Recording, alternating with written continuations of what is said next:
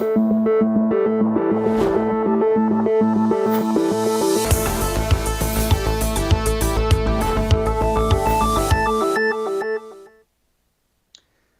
The number of COVID-19 cases in India in the third wave are now creeping up. It's over 250,000, almost 264,000 to be precise. But there is some confidence amongst those who should have that confidence that the numbers may start plateauing, at least in some parts. And we're seeing some early signs, I repeat, very early signs in some cities, including in Mumbai. Now, whether that happens or not is something that we will wait. But more importantly, how should we be looking at the progression of the disease, and in response or relation to the progression of the disease in this wave, the way, the manner of testing or the nature of testing? And given the fact that obviously a lot more people seem to be having have contracted COVID-19 already, whether or not they're vaccinated, and that's quite evident anecdotally and otherwise.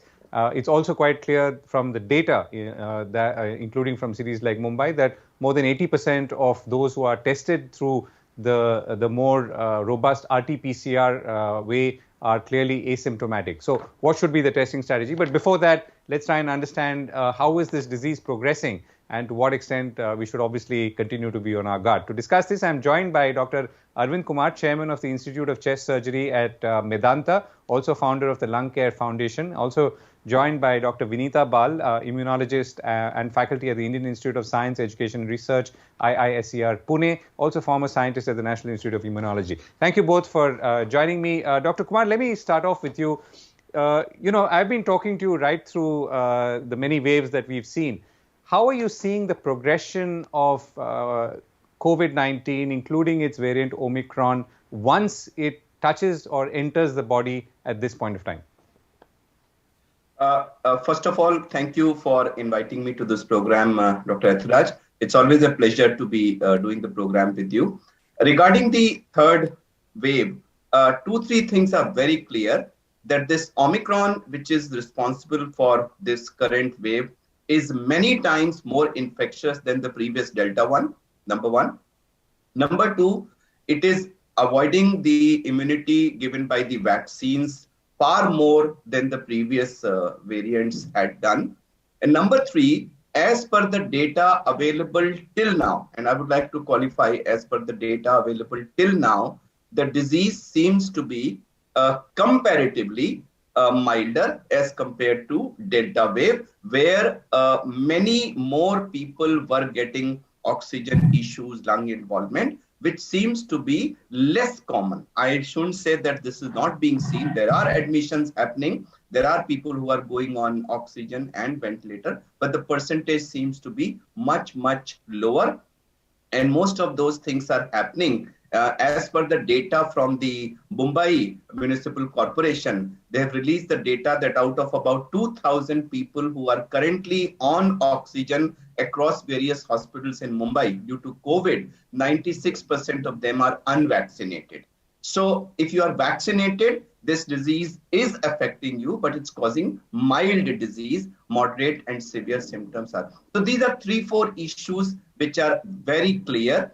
Infectious is something which we are seeing. Unlike last year, now if one member in the family gets it, you can rest assured that all the members of the family are getting infected. In my own department, one person got infected and almost everybody in the department got it through that. So it's highly, highly infectious, and that's why the numbers are progressing so fast.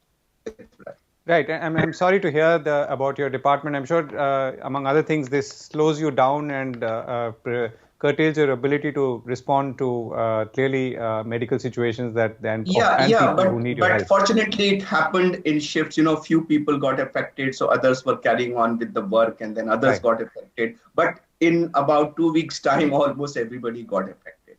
But the work continued.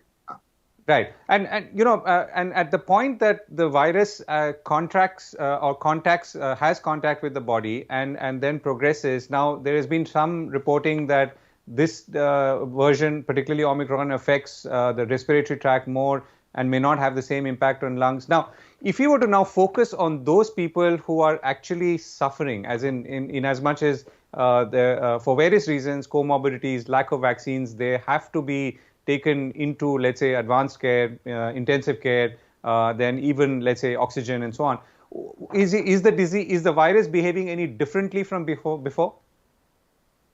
Yeah, as I said, the disease overall seems to be taking a less virulent course this time than it was last year. Last year, we saw a lot of young people without any comorbidities getting affected. Large number of young people in their 30s without any comorbidity were affected. Within a few days, the lungs got affected. The oxygen started going down, NIV, ventilator, and they had a very rapid downhill course.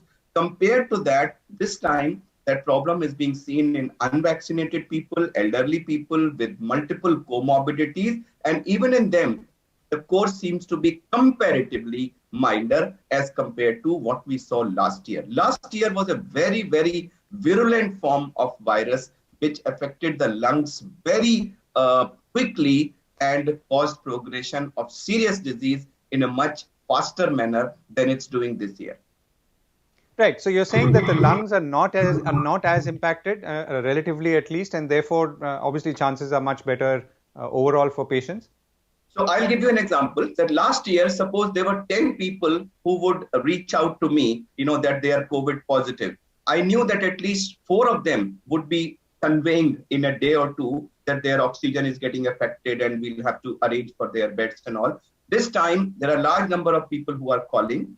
We are regularly telling them to get the oxygen tested because that's a routine. However, most of them are reporting that oxygen is normal, their breath holding time is normal, and we are not advising CT scans at all this year. Even D-dimer and CRP is more often turning out to be normal this time than it was last year. Right. And one more quick question before I come to you, Dr. Bal. So you're saying that if the disease is not progressing as dangerously as it was earlier, and it is, let's say, it's going through the same path through the throat or respiratory tract into the lungs, but having limited impact, and so therefore, could we conclude that then that this is overall is a less dangerous situation, or less a situation that we don't have to worry about so much?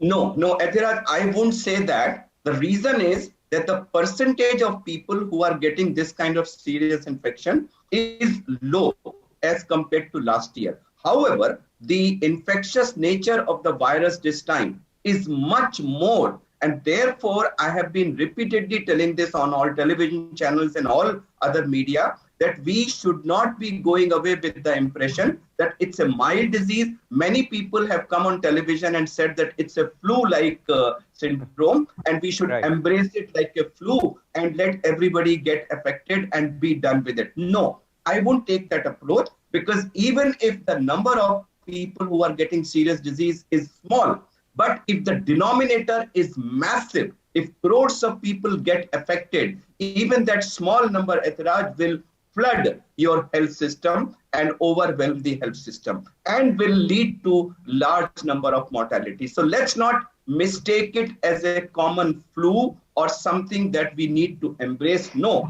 it's a serious COVID infection. It needs to be dealt with seriously. Yes, it's not as deadly as the Delta variant. However, it is causing hospitalizations, it is causing death, and you never know when next variation may come. And therefore, we need to treat it very, very seriously and not take it mildly at all. Right. Okay. Dr. Bal, this is the background now, or the foreground, if you want to call it that. From your point of view now, how do we then react to either, both? One is testing and understanding who has or who hasn't. And if we were to go a little forward, then what would you think is a much more, let's say, effective public health response, particularly for some a virus which is so now prevalent in amongst us? Yeah. One has to worry about how well the virus is spreading, as Dr. Arvind said. So it is important for us.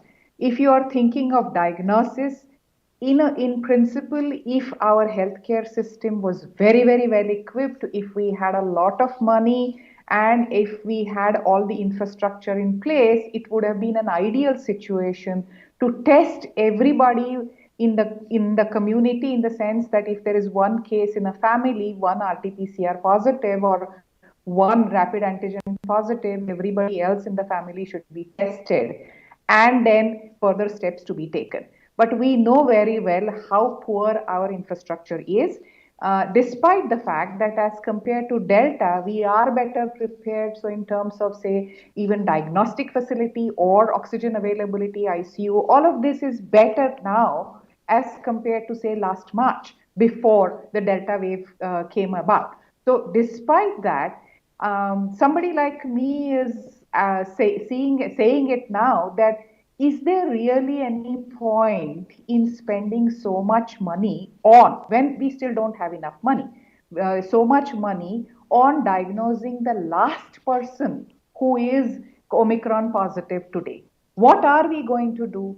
Isolation, essentially. So, because as was said, that there are very few people who need hospitalization, but many more are getting infected.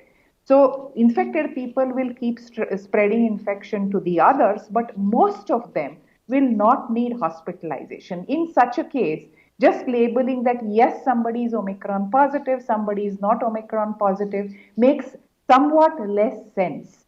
And I am talking about a non-ideal, non-optimal situation in which we are living. Okay, so there is no denying that. I wouldn't have said this if we were living in United States or living in United Kingdom or somewhere else.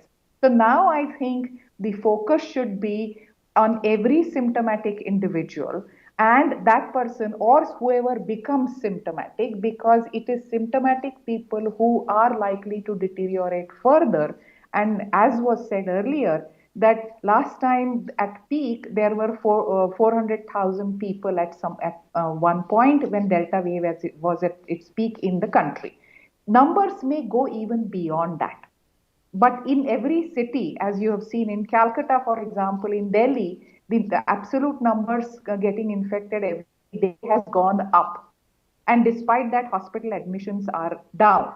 So the numbers may increase phenomenally, and that is why we should worry less about diagnosing every individual and focus a lot more on how their progression to worse situation is halted. And for that, there are different ways of looking at it. First, I wouldn't like to call it a wave even yet today, because as you saw last time also, Mumbai started going up in numbers. Now it is looking stabilized. Delhi is still going up. So big metropolises where international flights came, and that is where the virus got introduced, those are coming down heavily in terms of numbers. But if you look at other places, now we are seeing Uttar Pradesh is slowly picking up, other Madhya Pradesh is slowly picking up. So obviously, this is going to be the pattern, that there will be different parts of the city which are getting affected today. Some other parts will start getting affected from tomorrow. So instead of calling it a single wave in which everything will go up smoothly and come down, it's not going to be the case, which is in a sense a beneficial outcome, because Mumbai will recover, Delhi will recover, and then maybe Faridabad or Noida will come down, or maybe even Lucknow will come down after that. So there is a possibility of diverting our resources if we need to. And in that sense, we are not following what should be followed for decreasing the spread.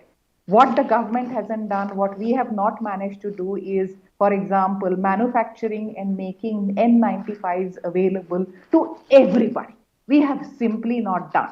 In earlier ways, N95 was a very precious commodity, but we had 2 years to manufacture N95 if we wanted to, if we had thought about it. And I understand there are limitations about wearing N95, but if people wear N95 very, very, very meticulously, then the chances of spread will be lower. And that is something that one should be actually following. So there are So I'm going to come back on the spread in a moment, Dr. Bal. Dr. Kumar, let me pose this question now. I mean, this is, I guess, comes under the larger umbrella of how will we live with this virus, or can we live with this virus? So Dr. Bal's point is that it does not make sense to have this level of testing or a very high level of testing, particularly and obviously for asymptomatic patients. Is that something that you would concur with from, as you view it from a more medical point of view? From logistics point of view, I totally agree with her that when the numbers go massive, our infrastructure is not going to be capable or able to deal with these numbers. But I had a lot of discussion about this aspect that, somebody asked this question to me a couple of days back in a TV interview that why should we do testing? Everybody should be presumed to be positive and let's just take precautions. So my answer to them was, if I tell you, Dr. Ethiraj, you are likely to be positive, and on the other hand, I give you a report where I say, well, Dr. Ethiraj, this is your RT-PCR report, you are positive. Now tell me, in which of these two situations do I expect a better isolation from you? Obviously, when you know that you are RT-PCR. And we know that people confining themselves in isolation using N95, social distancing, these are our best methods to prevent the transmission of disease. See, ultimately, it boils down to preventing the transmission of disease, not just for managing numbers, but also for managing the mutations. Mutations are also going to occur more frequently if the numbers go on rising, because that many copies of virus are being produced, you are likely to have more mutations. So therefore, we need to cut down the numbers, and for that, these preventive strategies are important. Right. From that angle, I feel testing and labeling the person as positive has a psychological impact and better compliance.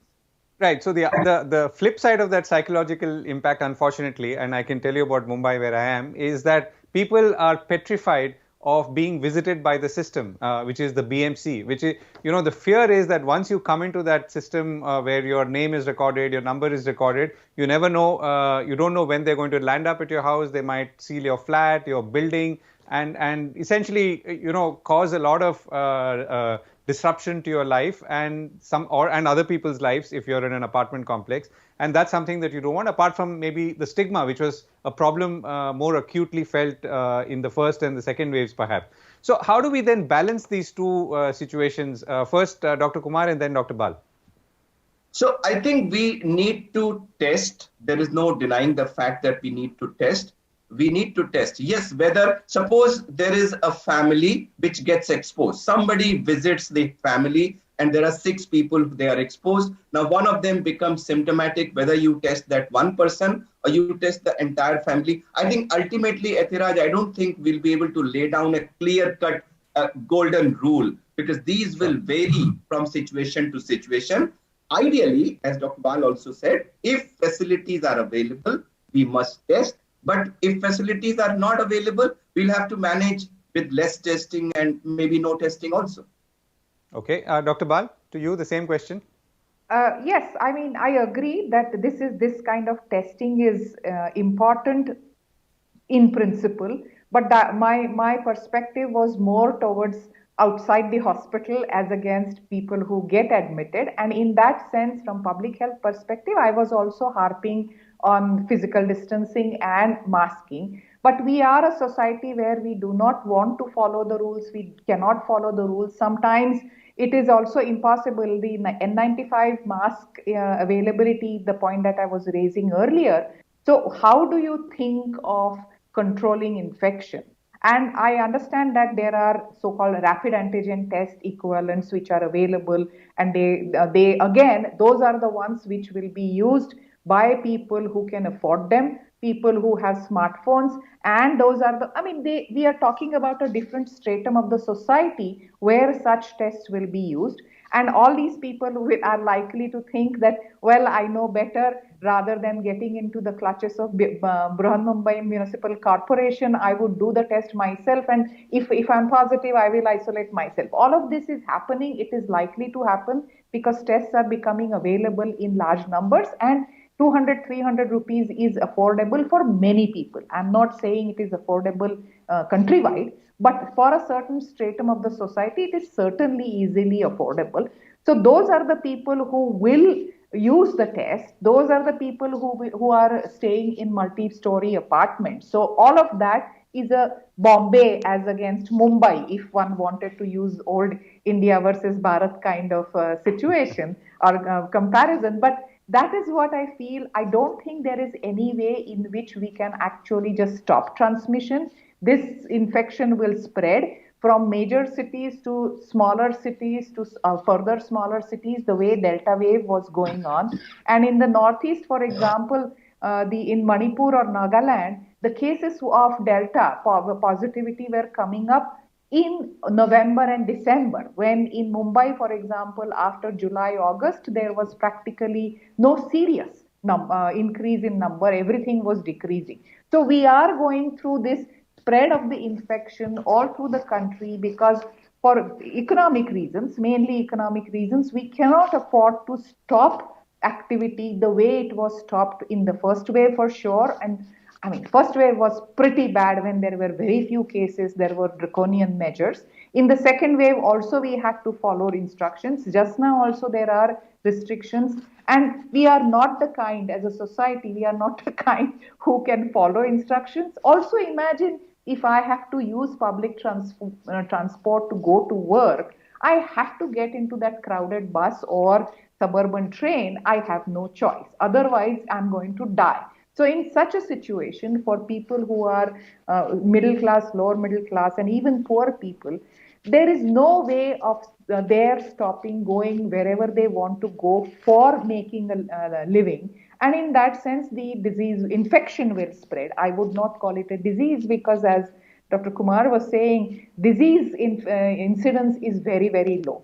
What my worry is, and that is a point that is related to the hospitals actually, and I was glad to hear what he said, that in the second wave, in Delta wave, there was hardly any infrastructure available, and there was major outcry for oxygen availability, ICU availability, and so on. Now we have capacity to go back at least to that level of infrastructure. But Omicron is so transmissible, so infectious. And the other day I read in the newspaper somewhere that there were 700 healthcare workers from AIIMS Delhi itself who had come down, and same is the case that Dr. Kumar was saying. So I am wondering whether we will have enough infrastructure, but we will be short on manpower, because the contractual manpower which was employed in these jumbo hospitals, that was contracted and they went away. They are likely to be brought in again. But if the infection is spreading so rapidly, are we going to sustain getting newer and newer people and providing enough care, or are we going to face a different kind of crisis? Infrastructure is there and there is no manpower, trained manpower to look after the patient. I hope not. Right. But I worry about that point, which is more into Dr. Kumar's territory rather than mine. Right. So, Dr. Kumar, two questions. One is amongst the people you've been treating or encountering, the unvaccinated, is there a sense that vaccination is important and was important, or why didn't people get themselves vaccinated? I mean, just if we can get a sense on how people are thinking Dr. about Ethiraj, this. There were numerous issues why this vaccine hesitancy was there. There were political issues, there were religious issues, there was misinformation, and there was, I would say, lot of information. So there are a couple of doctor friends I know, very highly educated, so educated that they decided that it's not prudent to get vaccinated, and no amount of reasoning could actually. So this is the other end of the spectrum, over educated, so much educated that they refuse to see the reason. So now it's very clear. 2-3 points I want to say that One thing which has emerged is that N95 is a very, very effective way of preventing the spread of this infection. Physical distancing is also a very effective way. And vaccination may not be an effective way of preventing getting my Omicron infection, but it's a very effective way of going into, preventing yourself from going into moderate severe disease hospital. Yesterday, there was from a University of Bristol, which said that once the Omicron comes out as an aerosol, if it's there in the air for 5 minutes, it loses 90% of its infectivity. Now, this is not peer-reviewed data. It's published in some online portal. It's not peer-reviewed. However, if it ultimately turns out to be true, it would actually give us a very clear-cut indication. And I would like to share one anecdote in this, that I have seen in offices, people who are otherwise wearing masks all the time, when they want to have tea together or they want to have lunch together, they would remove the mask. And I think these are the biggest super spreader events, because those 3 to 5 to 10 minutes that you are without the mask, if out of 10 people sitting and having lunch together in an office table, one is positive, I think everybody will become positive. So this is a message I would like to give to all the viewers, that as long as this COVID is there, not only you wear the mask, but please keep the mask on. Even if one more person is there in your room, remove the mask only when you are the only person in that room. And do not have tea, lunch, etc. together in the office. These might prove to be super spreaders. Right. Okay. So last question, in a way, trying to round up. So, RT-PCR tests versus RAT tests or rapid antigen tests, both of which obviously help, understand, help people know, including your doctor and, of course, the medical system or the public health system as a whole, where cases are going. What's your view, Dr. Kumar, going forward? Should we be therefore investing in for more infrastructure for such tests? Should people be taking them more frequently and not shying away from them? How is it looking to you as you look ahead a few months? So I discussed this issue about rapid antigen test versus RT-PCR. And the view was that rapid antigen test has a very low sensitivity. It's to the tune of about 50% or so. So if it's positive, it's fine. But if it's negative, you could still be positive, and then you go for an RT-PCR. So essentially, 50% of the people will end up having two tests done. They first do a rapid antigen test, and then they go for RT-PCR, which might be actually straining the infrastructure more than if people were going for RT-PCR. So if it's a home test available easily, I would agree. But if it's in a healthcare setting, I would say maybe straight away doing RT-PCR, to my mind, is a better option. And if I were to frame it in a larger context, and I'll come to you, Dr. Bal, with the same question. Even as we try and live with this disease, with this virus, and the Prime Minister said just a day ago that or he has urged chief ministers to focus on ensuring that the economy continues to run, which means people have mobility and people are able to work. So, do you feel that from that point of view, we need to step up testing capacity and therefore be mentally also ready to be constantly tested, or allow ourselves to be tested? So I would say that vaccination, preventing the transmission by effective use of N95 and physical distancing, and testing as and when needed. This will be the strategy going forward, because this virus is going to be there with us for some time. And we obviously have to continue with our life, our economic activity. But vaccination is something which should be effectively used, as also physical distancing and N95, and testing as and when needed. Right. Dr. Bal, over to you. I broadly agree. There isn't anything much that we can do. Physical distancing in a country like ours is close to impossible for probably more than 70% of the people. So that is something that we have to live with. If we, as I was saying earlier, if I have to travel in Mumbai suburban train, I have to travel in Mumbai suburban train. There is no choice, because a distance of 50, 60 kilometer or 80 kilometer, Virar to Shivaji, whatever, VT, old time VT, that is something that, Churchgate. That cannot be covered in any other way, in an affordable way. So that is something that we have to live with. So there will be small outbreaks and frequent outbreaks in different locations, which we will have to deal with.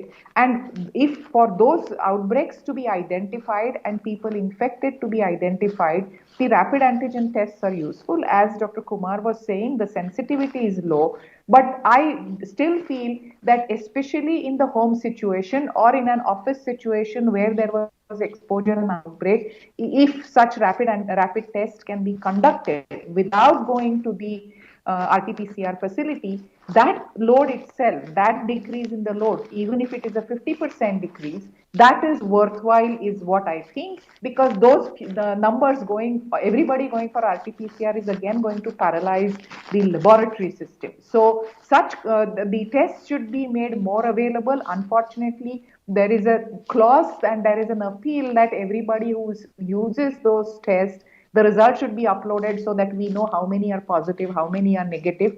And I'm very pessimistic about that. I don't think this is going to happen. Even the regular data, not of the home testing, but our lab testing, we do not have a control over. And there are many gaps in our data collection. So if there is a home test happening, I do see that there will be many more tests and positive, negative results which will be missed out. But I think that is less important as long as people understand that if the test is positive, rapid antigen test is positive, isolation is a must.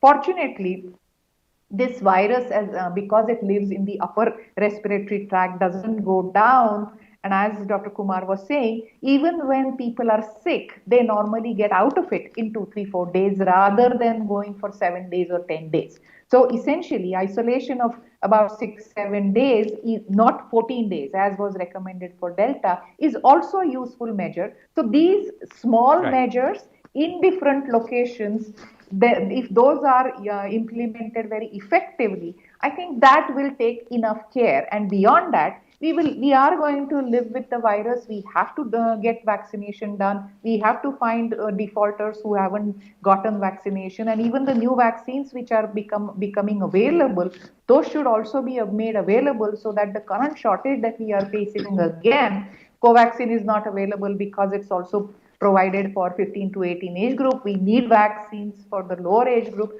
All of that should be seriously attended to, and as much as possible that should be facilitated. That's how I feel we should go ahead. Right. Yeah, we've got close to 70% double dosed, but we have another 30%. But more only importantly, 18%, 18 and above. 18 and above. We 18 have and above, a very huge population. It's also been a while. It's almost now. I mean, soon it'll be a year since many people have got their first dose, and therefore time for boosters or speed up boosters. Dr. Kumar, last question. Now, purely as speaking as a surgeon physician. So people are going to, they're going to gamble on this. I mean, one is that I have maybe some symptoms, so I may self-test and I will not go for an RT-PCR test.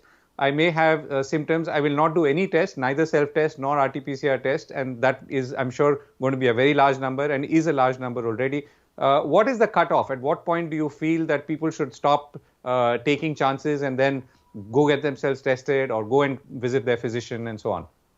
So, Dr. Ethiraj, what is happening in this current wave? I'll give you my own example. In the last 15 days, there are at least 10 people whom I met in the hospital.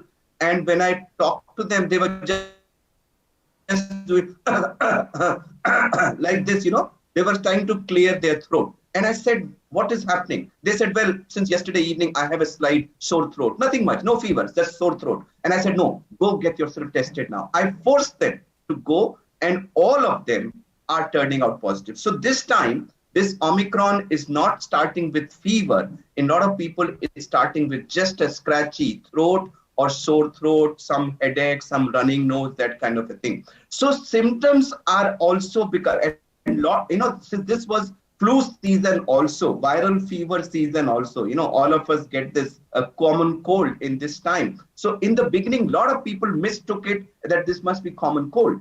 And now that people know that Omicron is there, now people are getting tested. So therefore, I think a high index of suspicion based on the trends and data of that time will have to be continued so that people are continuously informed that, okay, this may be the symptom and therefore I should get it tested. Because the worst thing is if somebody is positive, he doesn't get tested and doesn't isolate himself, he actually continues to spread the disease in the society. And therefore, I would say early testing will continue to be important. Right. And the power of signaling is very, very important. The signal that we get from the tests, and hopefully will pay right heed to that. Dr. Bal and Dr. Kumar, thank you so much for joining me, and hope to speak to you soon. Thank you. Thank you.